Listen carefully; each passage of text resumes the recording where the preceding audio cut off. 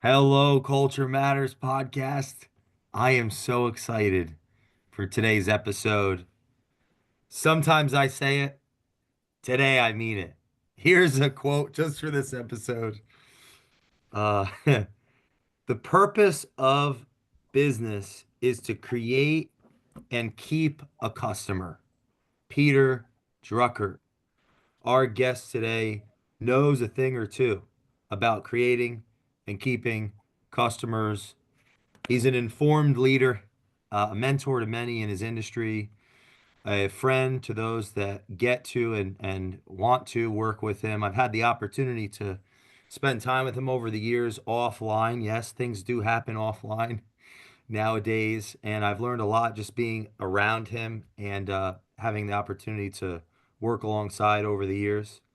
Been in the business that he's in today for over 2 decades, but has had a passion for business and is a bit of in a lot of ways, a renaissance man. I want to get into that today from all sorts of things that I think I'd get hurt trying to do. So manages to build business and also himself and enjoy life at a very high level. So without further ado, founder, CEO of Inform Mortgage, Stephen Carpitella. Thanks for coming on the Culture Matters podcast. I can't believe it's taken. It feels like. I mean, we're connected almost 9 years through mutual friends, but it's taken Yeah. 5 years to get this going. So thanks for coming on and not being too mad at me for me taking so long to get you on the show. Yeah, I think we're both guilty. Both busy doing our thing, and our paths have finally crossed.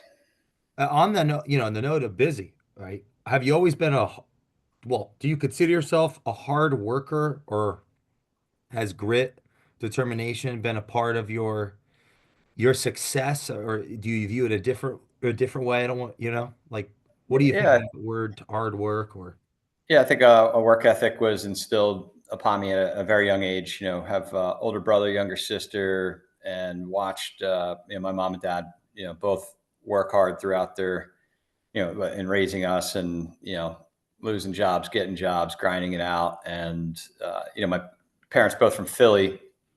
They both grew up in households with 10 siblings. That was like the norm back in the day. holy You know, cow?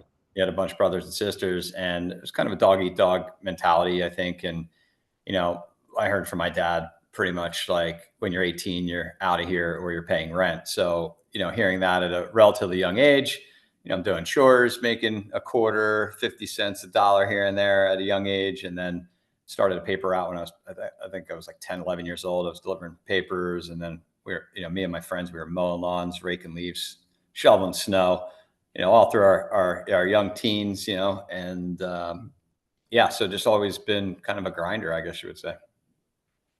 Now, did you think at one time that you would be in some other trade around accounting and finance, or were you thinking about helping people with the American dream, the American gift? Because you're in the mortgage business. I just realized I forgot to say that in the beginning of the show. That's the actual business that you're in, making sure people have their lives put together, right, for the foundation up. But did you dream about that young? Is that why you went into that finance, accounting background? No, no, I'm probably doing the thing that you would least expect. I think that's a pretty common theme out there, right? People end up in, some people knew from day one. For me, it was more, I was into art, writing, um, like everything but, I had passion for being an architect at one point. I love drawing. I was really good in art class, and had just a passion for that for sure. And then, you know, I really went to school for accounting and finance. I was the first person in my family to go to college.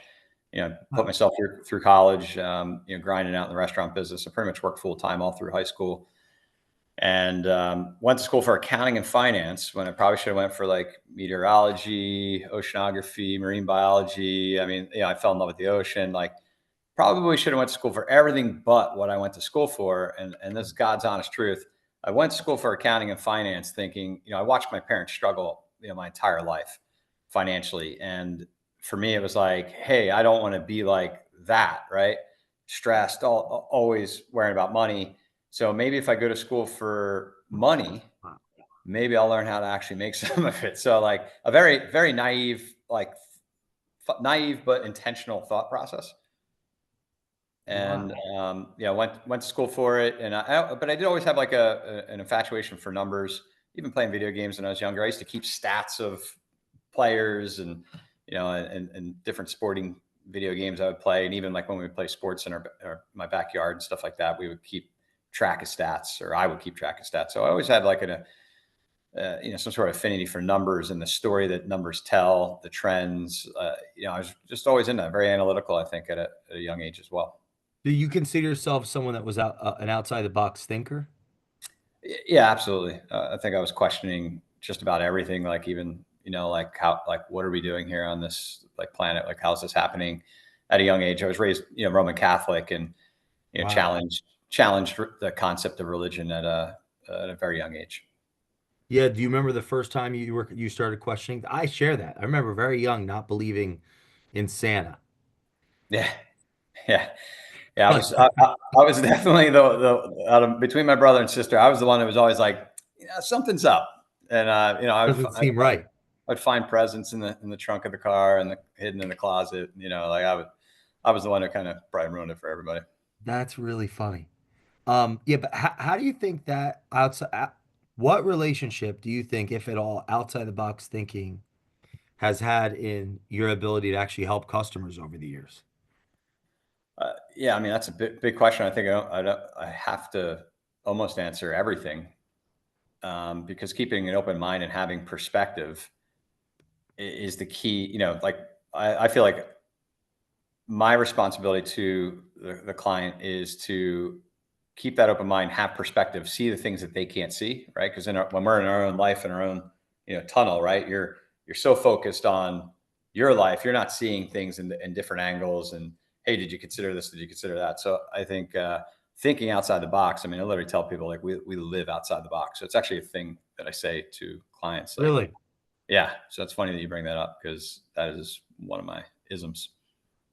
Where did that? So, okay, you're in the hospitality business at first. What were you doing in that business? Yeah, so I started. I was washing dishes on the table at a local restaurant initially. That's how I got into the restaurant business, and then I started when I was of age. I got a real job and started bussing tables. And I feel like I had a very entrepreneurial. Yeah, I was very entrepreneurial up until that point, but like even to the point where we would. I started getting all my friends. I've been. I have this thing where I work with my friends throughout my entire life. I've always worked with friends like, hey, I got a cool job. Come work here. Wow. And we had this whole system racket at this restaurant where we would do all the side work. We would go back and sort all the silverware. Nobody wanted to sort silverware, right? So we would like, hey, I'll cover for your station. Go back there, sort silverware. Go roll all these, do all the side work for all the waiters and waitresses. And then we would have all that stuff stashed. And then when you get cut as a waiter or waitress, right, you want to get the hell out of there. You don't want to do side work. So we would sell the side work to them. It's kind of like a side business, and like so Wow. they could when they got caught, they could just leave because we already had all the work done. And then I got caught, and it was kind of like I thought I was getting fired, but the manager was just like, I don't know what to do with this situation. It's your intentions are good, but you can't run this. You can't do what you're doing. We thought someone was stealing all the silverware. Like Wow. we were about to order more supplies because we couldn't find them. Like, oh no, it's all right here in the closet in the coat room. It's all stacked, stashed away. So it was kind of a funny situation. Did you envision yourself at one point owning a restaurant? Um, I ended up. My brother cooked at the same restaurant, and he went to school. He ended up going to culinary school, and I like throughout. I got started working in the kitchen, making more money doing that, and I started to develop, a passion for food.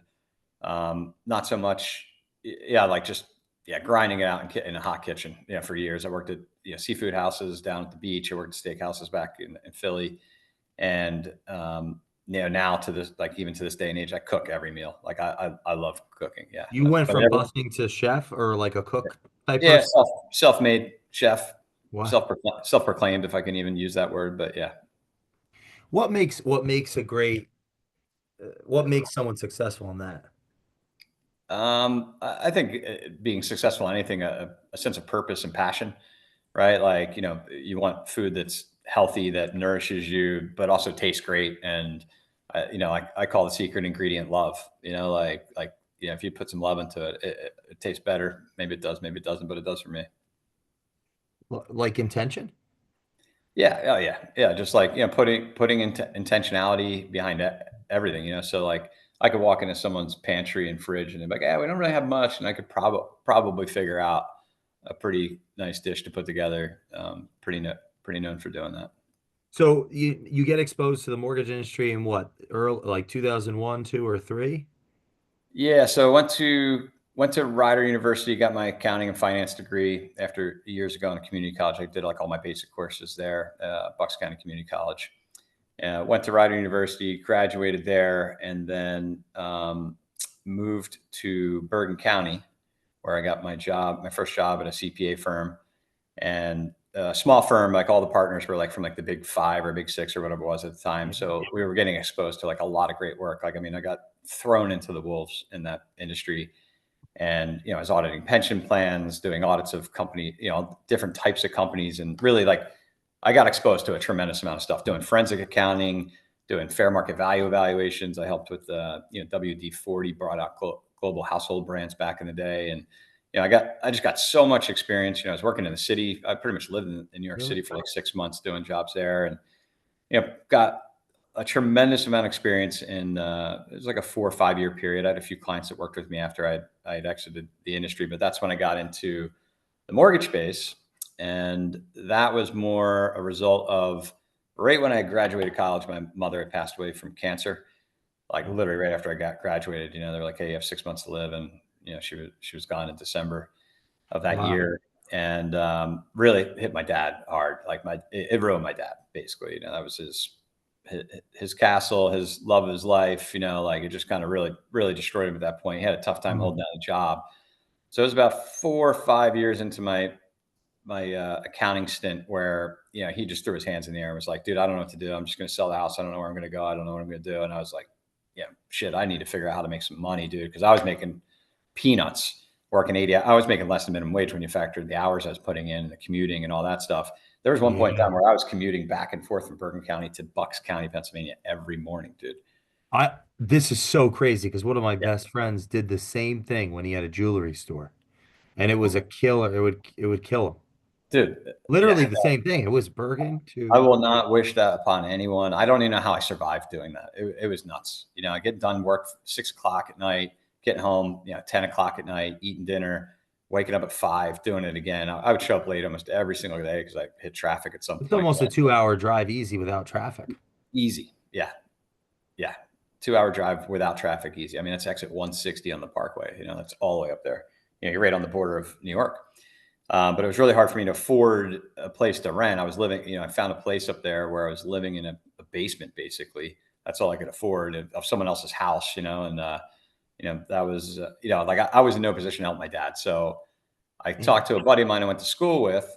And, me and him, I was the one that would stay up all night studying with him. And, we got through all the courses together and both had the same degree. We both went into public accounting.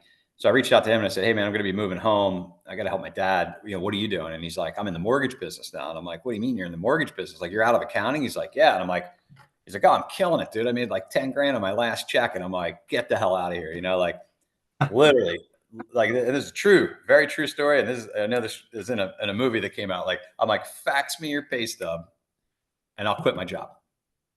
Like right now, like if you made 10 grand, fax me your pay stub. And I remember I was at the firm and he's fat and this fax is coming through. It's like, like snail mail compared to today's speed of everything, right? Like watching this fax come through and I'm like, holy shit, this dude is killing it. Like, no way. Like if he can do it, I could do it. That was the mentality. So I resigned my position. I was told I was committing career suicide.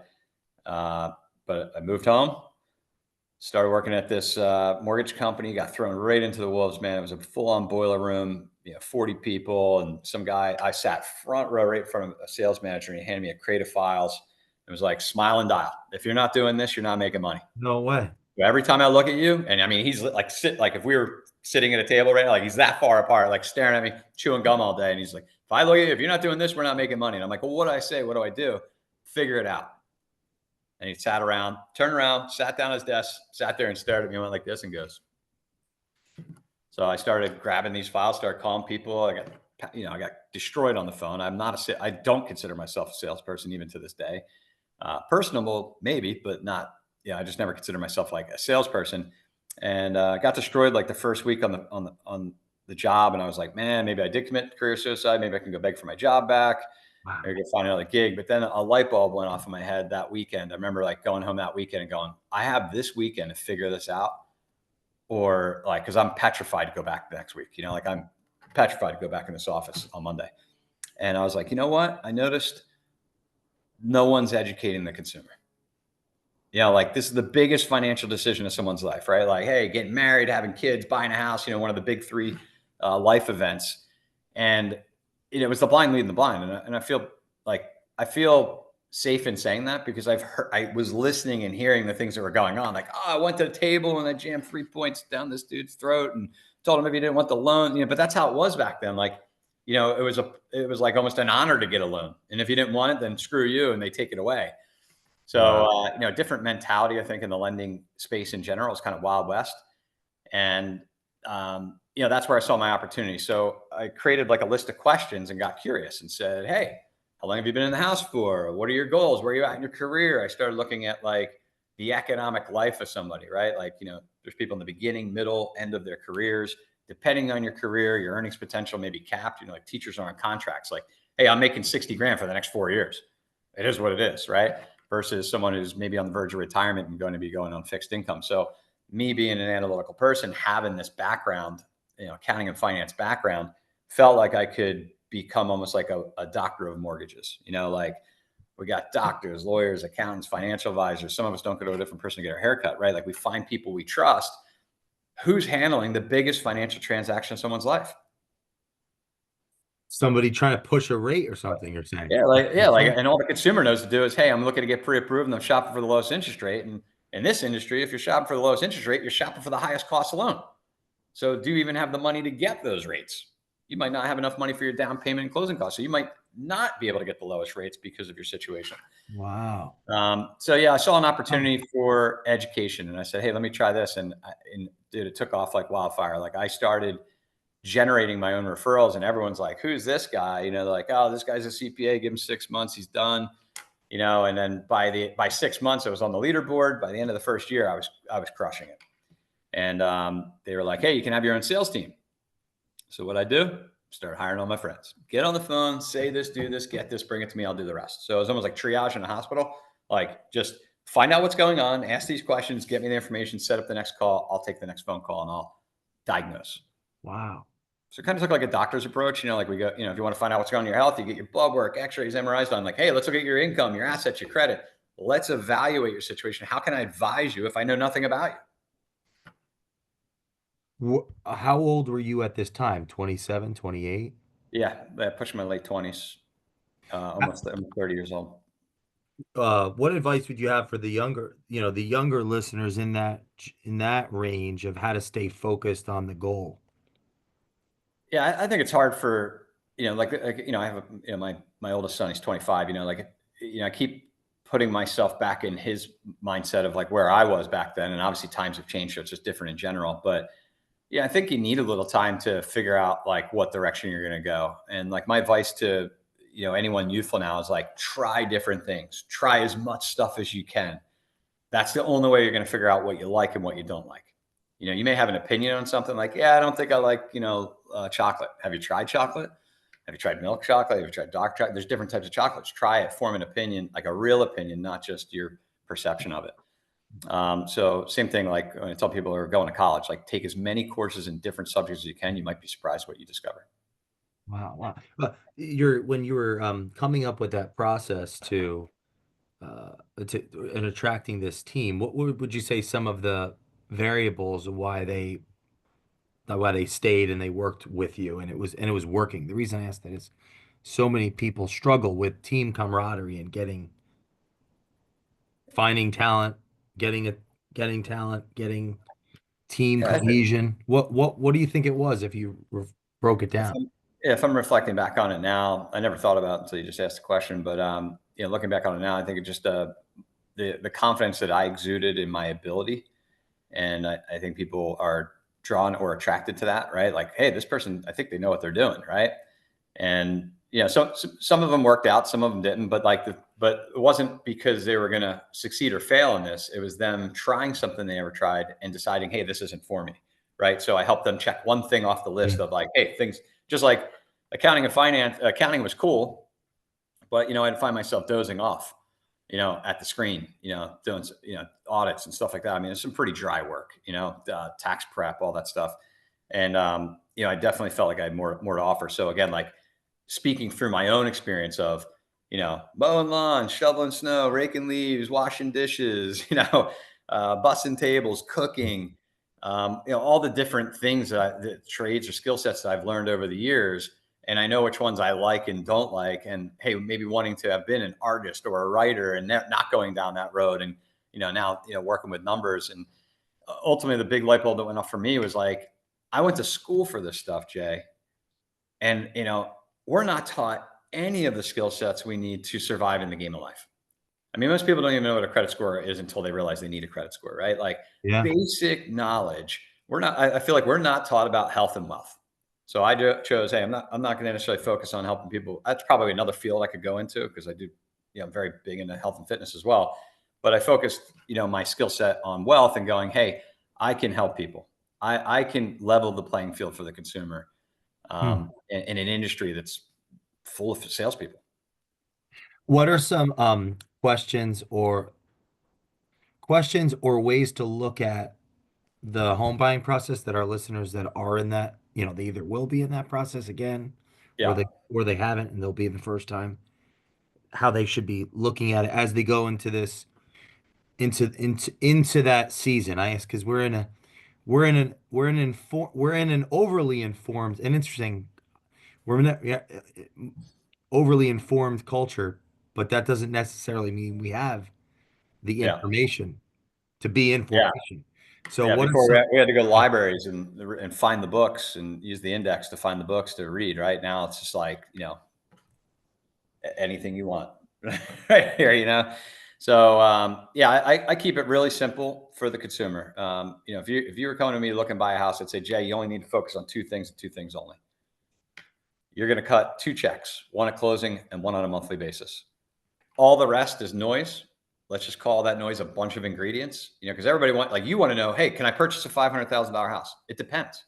Well, what does it depend on? Every house has a different DNA, right? There's taxes, insurance, association, flood, mortgage insurance, how much money you have to put down versus not put down, interest rate volatility, and buying down the rate, not buying down the rate. There's so much creativity and flexibility in finance that the consumer doesn't understand. It takes too long. We can't put out commercials that are an hour long about how to buy a mortgage, right? People are going to tune out in 2 seconds. So it comes down to this, Jay. I call it the max payment, max cash to close method. What's your max payment? If you find a house that checks all the boxes, got to have it. The wife's going to divorce you if you don't buy it. Like, what is the max payment you're going to pay per month? Rice and beans, PBJs, living paycheck to paycheck. What payment scares the hell out of you? And wow. what's the most money of all your assets and everything you have access to? What's the most you're willing to part with and transfer into the equity of a home at closing? Because you don't want to go all in, right? You don't, I go to every first time home buyer. Would you rather a $2,200 payment with 30 grand in the bank or a $2,000 payment with no money in the bank? Almost everybody chooses $2,200 with 30 grand in the bank because if you lose your job, something happens, that 30 grand is going to carry you, right? Until you find your next gig. So I really start there. Max payment, max cash to close method. That's how you determine max purchase price. And max purchase price is going to depend on taxes, insurance, flood, association fees. Wow. You're smart. That And I was really I feel very informed. Hey, when you first started, getting your stride communicating that with customers, what are the response? How I just respond? Is that how people respond when you talk to them that way? Yeah, the most common response is I just learned more in talking to you in 5 minutes than I learned talking to 10 other lenders that I've been talking to. Like that, establishing yourself as an expert on the subject matter is Yeah, important. I love the binary of or the yeah, cut Yeah, one check you said and then monthly. yeah. Those are You're two cutting two important things. checks, Max payment, max cash to uh, close. to bring into the Yeah, and we use cash to close, just to be clear, because most people are like, well, is that down payment or is that closing costs? It's both. It's just one number. Don't overcomplicate it. You know, you're going to cut a check for one number at closing, and it's going to comprise of your down payment and closing costs. Because a lot of people say, hey, I got 80 grand to put down. Then they get their paperwork and they're like, hey, this is 95,000. Oh, well, yeah, you have your closing costs too. And they're like, oh, well, I can't, I don't have an extra 15 grand, or I didn't plan on doing that. I, I don't think people really understand how reactive the home buying process becomes, Why? because Why does it become basically reactive? most people are going to say, Jay, you're pre-approved. Let me know when you're under contract. So you're not getting any guidance on numbers. And then you're going to go under contract. They're going to send you the paperwork and you're like, yeah, this is $2,500 a month. Yeah. But I don't want to pay $2,500 a month. Well, you qualify though.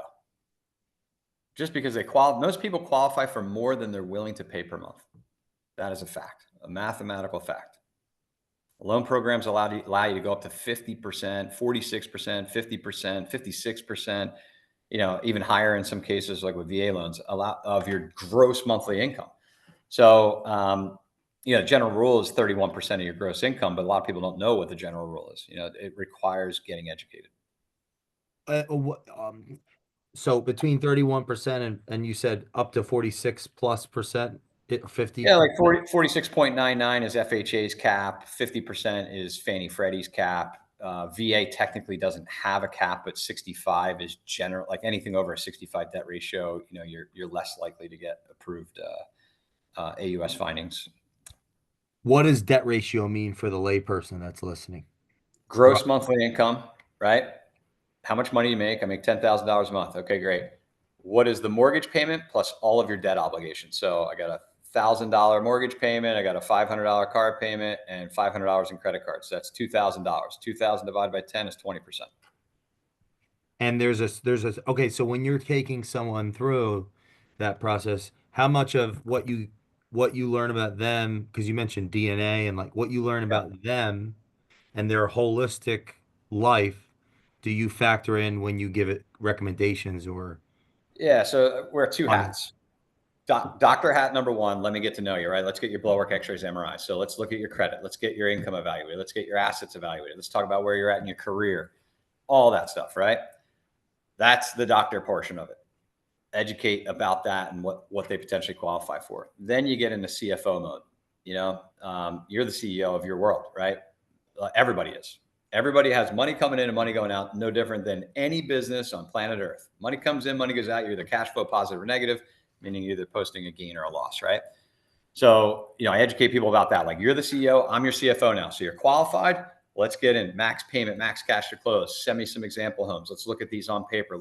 So I run people almost through the mill. Like, I would run you through a mill where I say, hey, let's act like you're under contract today on these 3 homes. This is what they would look like on paper. To kind of start taking away the sticker shock, get people comfortable with how the game's played.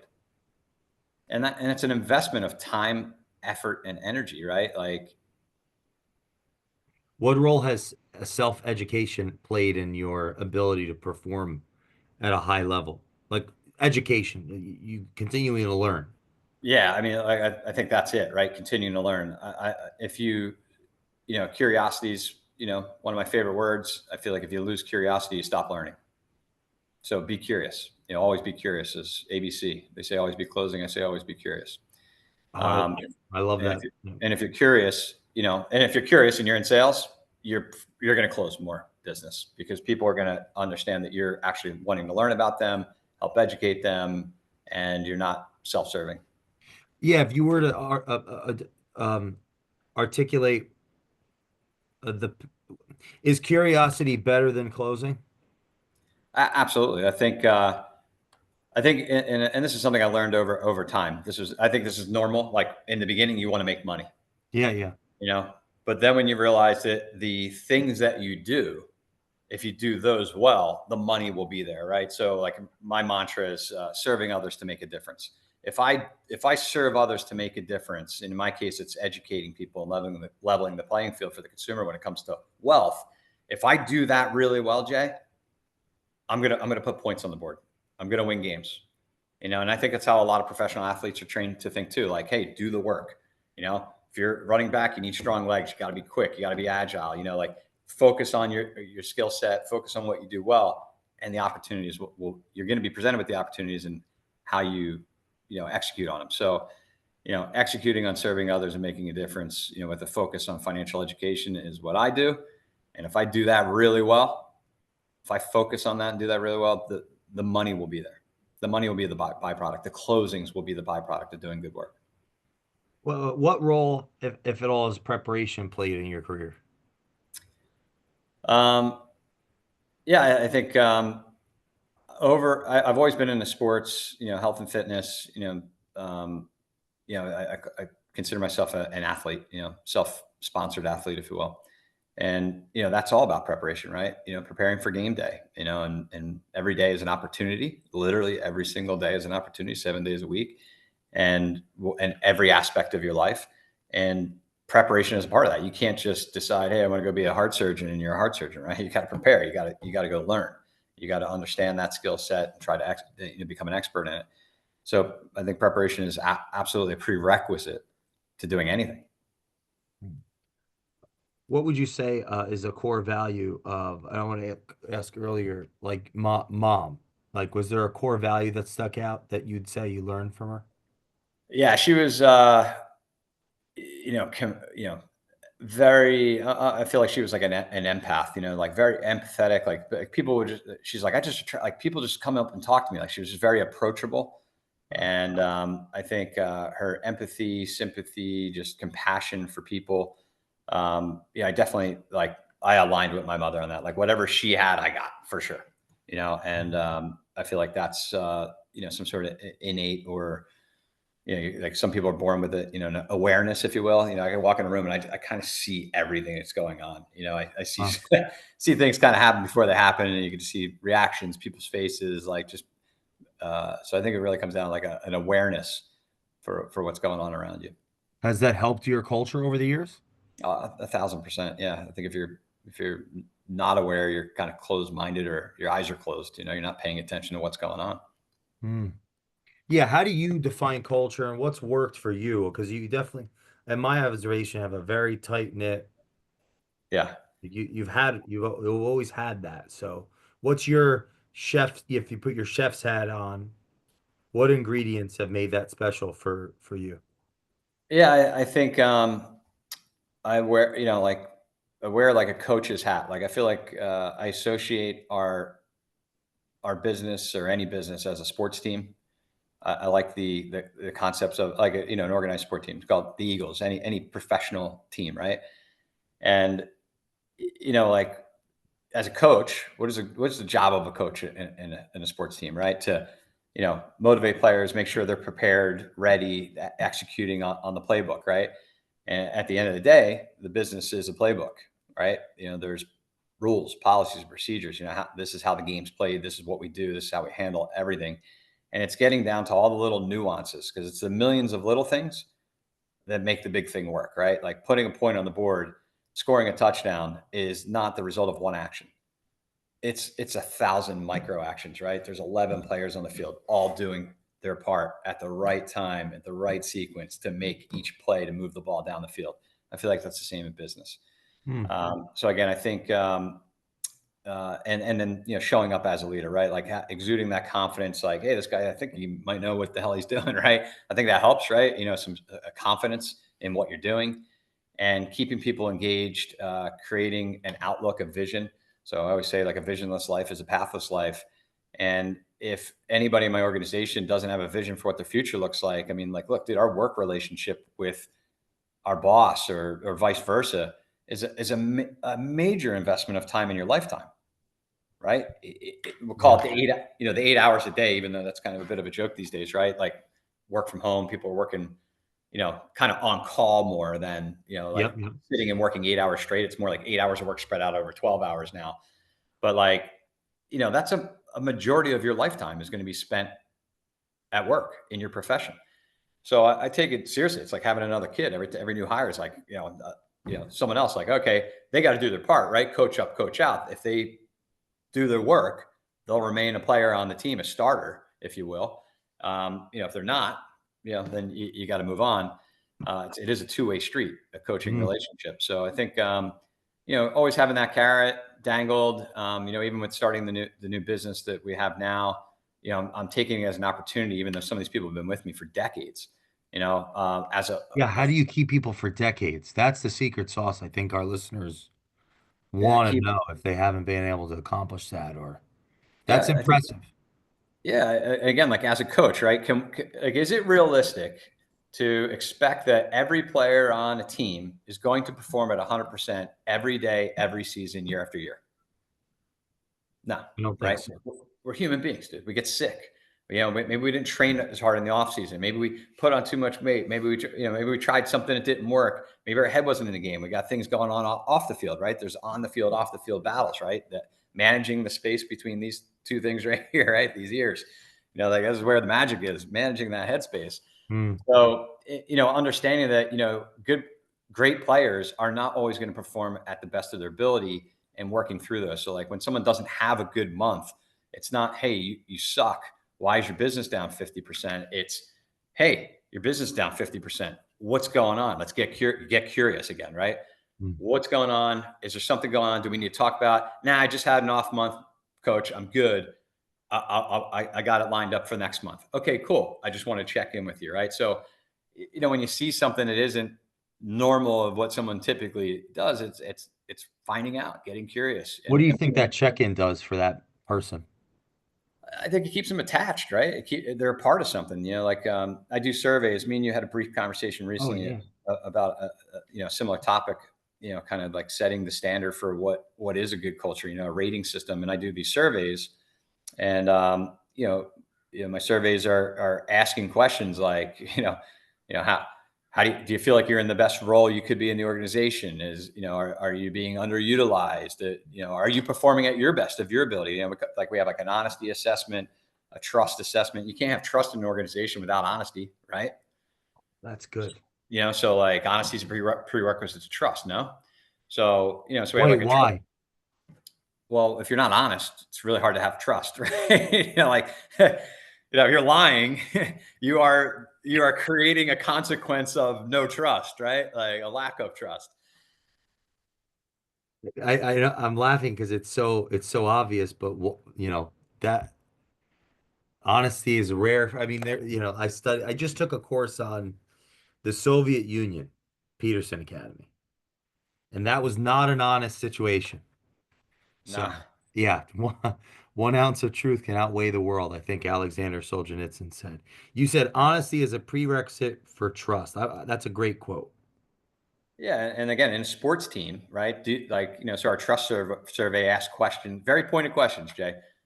Do you trust yourself to perform, to be competent in performing your roles and duties in the organization?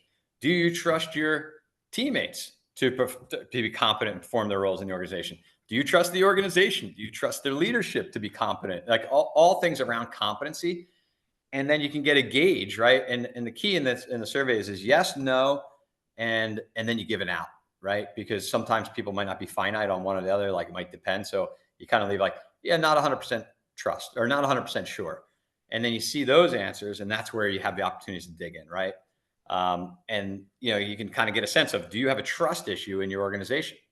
But again, it starts with honesty. So is everybody giving an honest assessment of themselves and the organization?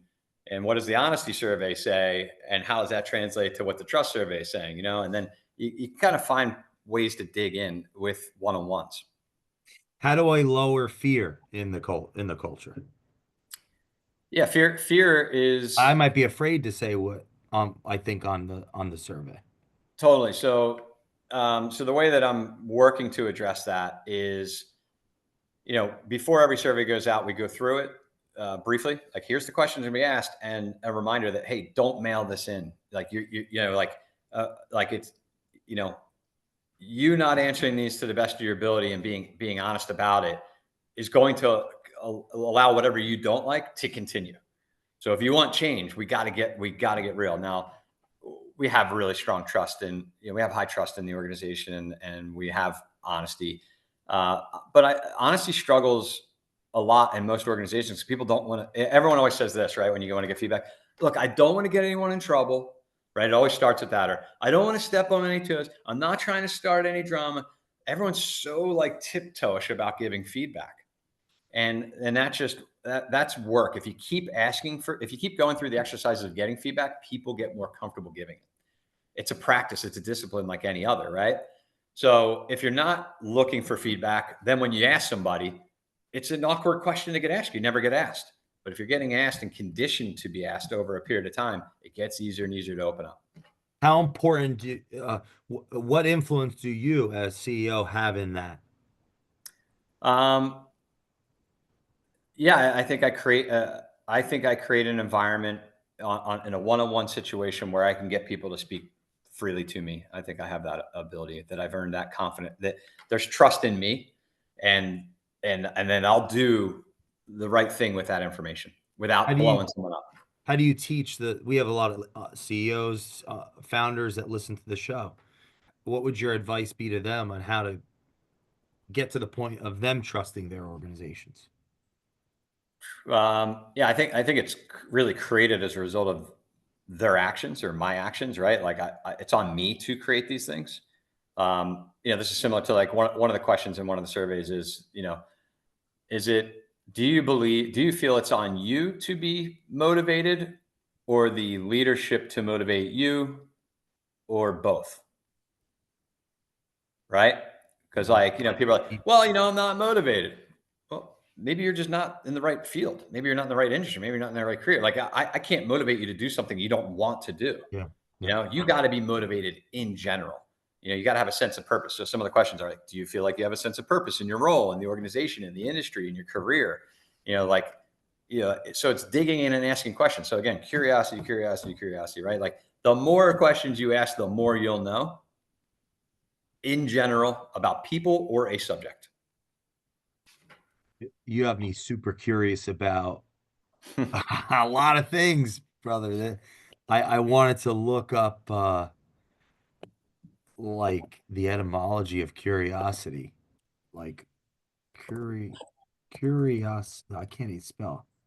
This is what I do too, by the way. I will Google words, read the definitions. Like I feel like at 50 years old, I am on my fifth version of understanding the definitions of words I've been using my whole life. That's also for people that aren't watching with us on YouTube. Go to YouTube and type in the episode. We have curiosity. So it says curiosity pulled up here. Number one, a strong desire to know or learn something, as well as a strange or unusual object or fact. I was looking like, where does this word come from? Old French. Yeah, yeah. What is the concept? Yeah, a need or thirst or desire for knowledge. The concept of curiosity is central to motivation. The Yeah. term can be used as both a description of a specific behavior as well as hypothetical construct. What a great, and some of these are synonyms: inquisitiveness, interest, spirit of inquiry, nosiness, Yeah. getting down to the foundation, it seems. What relationship do you think curiosity has with value? Um, I think creating value, like we have values, things we yeah. value, but yeah, the what is value? I would say creating value or values, like, because they're different, right? That's what's All funny right, about so these. this is where I'm going with this. When you were going through your doctor and CFO hats, Yeah. I'm thinking about the relationship with the customer. You just met, maybe you have 50 hours of a relationship, but in that spirit of curiosity, the margin of value has a relationship with your curiosity and your search. I don't know if you could 100%. elaborate on that. That's kind of what was hitting me when you were.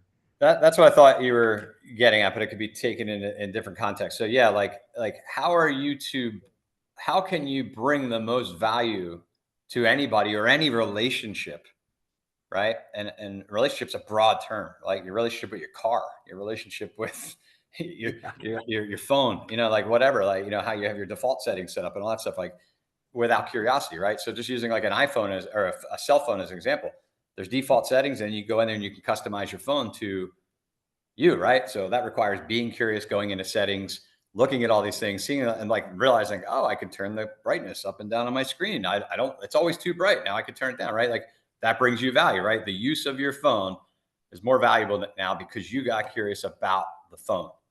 The phone is a thing that has functions no different than a human being, right? And yeah, so I think that getting curious about your customer, your client, who, that relationship, if you really want it to blossom and you want to take your skill set and instill it upon them, I literally tell people, think of me like I have all this information and wealth of knowledge on finance and mortgages and lending and all the creativity around it and understanding financials. The more I get to know you, I'm literally going to become you, but with my knowledge, go, what should I do? And then Mm, lay out the menu. Here's what you can do. Here's what you can't do. And then it comes down to numbers. And the beauty of what we do for a living, the numbers will tell you what to do.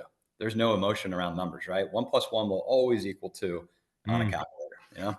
mm. If you were to imbibe the audience, just one actionable item to take away from this conversation, where would you push us to start to be a better advisor, a better leader? Um, yeah, I think the thing that had the most impact on my life was raising emotional intelligence, understanding myself better. I mean, how the hell am I expected to understand anyone else when I don't even understand myself? Like, again, I think that's a prerequisite, right? To helping others. Like if I don't even know how I work and how I think, again, awareness, situational awareness, just like, opening your eyes, consuming information, learning about how our brains work, why are you triggered? What are those triggers? Why do you have those triggers? Like doing your own self analysis and digging into yourself. Like, I think Mm, if you do that, you become more valuable to every human being you interact with, because now you're coming from a place of teaching again. You're giving, like, hey, consider this, consider that. So for me, it's that for sure. Like and I've continued to do work there. but how can our listeners connect with you, and why should they? What in what context? Are you looking for people to join your mission? Those that want to work with Inform Mortgage, if you can, what's your call to action, or call to actions? How can people get in touch with you? Why should they? What Yeah, are I what are think you looking for? I more believe in the law of attraction. And that, like, if I'm just going to keep my head down and do my thing, like, I don't if you know me this well, like, I'm not all over the place. You kind of got to find me, hear about me to do our thing. And that's really by design, on some level. But I do believe, like, as far as the industry is concerned, as far as the mortgage industry is concerned, because I could answer that question a few different ways. As far as the mortgage industry is concerned, there's a huge gap in future originators. Okay, average originator is like 60 years old, and they were, I learned from that generation of originator. Critical thinkers, know how to solve problems, know how to figure it out. There's really not a lot of, like, who's going to serve all these millions and billions of people being born today in finance? Like, there's only 93,000 licensees in the industry right now. Wow. When you take out processors, contract processors, registered agents, owners, maybe there's 60, 70,000. There's less of us doing this, but there's more people on the planet. So as far as like a call to action, I'm definitely looking to, help create what the future originator looks like in this country, utilizing all the technology, even a piece of technology that I've created myself, that I'm working on, and help speed up the learning curve on that and how to serve the consumer on a move forward basis in finance, because the game's changing. It's always changing. I was at Darwin, right? Adapt or die, essentially. Like, the strongest and the fittest the smartest aren't necessarily going to make it. It's those who are willing to adapt. And this industry is certainly adapting right now. So I have a vision for what that looks like. So I think anyone who's younger, who's looking to get into the financial space, wants to learn a skill set, yeah, there's a call to action there for sure. If you want a career opportunity, if you're willing to do the work and learn, I could certainly point people in the right direction and, get them schooled up, right, and help them out there. If it's just life in general and how to, balance things out, as you pointed out, I got my hands in a lot of things, and manage it all quite well, in my opinion. There's things that you can do, and again, it requires coaching. Like school. school doesn't have to end when you turn 18 or after college. I think like class is in session always, and it's just on you to go out and find that. And sometimes I help people just make that first step in that direction. Learn Mm, about, Stoic philosophy, things like that. Like there's been people on this planet a hell of a lot longer than me and you. You know more than anybody, probably literally, with the amount of books you've read, that like there has been thought concepts going on this planet for hundreds, thousands of years, right? yes, yeah, That are amen. still relevant and thought about today, right? Some good. They're in my ear. There's a couple of the looking Yeah, at the like philosophy section over there. Well, yeah. So, your can people follow you on Instagram? yeah, Your Instagram. Instagram, What's your Facebook. Instagram? Yeah, absolutely. Yep, Stephen Carpitella. Type in my name, see me on Well, you're Instagram. more than welcome to come back. I feel so informed. I feel like Socrates. The more I know, the more I know nothing after this because there's Exactly. just so much to unpack here. You have to come back. I have more questions than I did before we started, which was exciting for me because we can go in so many. I wanted to talk about sports and all of that, but Oh yeah. we'll get to it. Man, I'm so happy that you came on. I can't wait till next time. I definitely more informed than I was before in a couple things. Great heuristics. I love uh the amount to be brought at the table and then also the monthly. Like just those two things right there. Yeah. Those two check or that check and then the monthly. Yeah. What a great help for all of our listeners are they either bought a home and wish they knew you before Yeah. or they're going to they need I would challenge our listeners to re-listen to that section a couple times like I will. So thanks for Yeah. coming on the show, my friend. Yeah. My pleasure, man. Lots to talk about, and I'm glad we finally did this. So, yeah, I'm honored, Jay. Thank you so much. If you're listening to this episode, please share this with a friend that needs to learn more, not just about life, but of course, as well as the home buying process and how to pick the right type of professional. And we will see you. And I challenge you, get in touch with Stephen Carpitella, Inform Mortgage. Who knows where you'll be in 10 years working along him. And we will see you next time on the Culture Matters podcast. Yeah. Thanks, brother. Thank you.